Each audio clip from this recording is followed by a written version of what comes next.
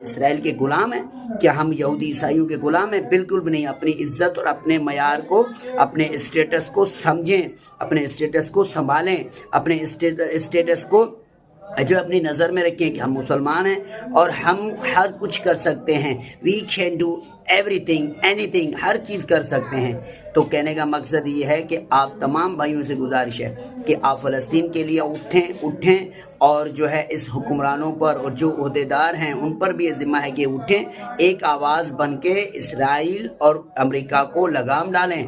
नहीं तो कल ये आपके भी इलाकों में, आपके और हमारे मुल्क पाकिस्तान में और दूसरे ईरान में, सऊदी अरबिया में, दुबई में, जितने भी हमारे मुल्क हैं, सबको वो अपने जो है डंडे के और अपने पैसे और अपने इस गलत जो है ताकत के इस्तेमाल में लेकर आएगा और सबके लिए मसले पैदा करेगा। इससे पहले कि जो है आप और हम पर ये ज़िम्मा बनता है कि क़यामत के दिन हम जो है क्या मुँह लेके चलेंगे, तो सबसे पहले हमारा ज़िम्मा है कि हम फ़लस्तीन के लिए अपने आवाज़ को बुलंद करें और हुक्मरानों को चाहिए कि अपने एटम, अपने मिसाइल्स और जितने भी उनके दिफाई सामान हैं, जिनके लिए पाकिस्तान की आधी बजट से ज़्यादा और जितने मुल्क हैं सबसे ज़्यादा अपने जो है दिफा पर खर्च करते, तो वो दिफा आपका किस काम का है मेरे भाई?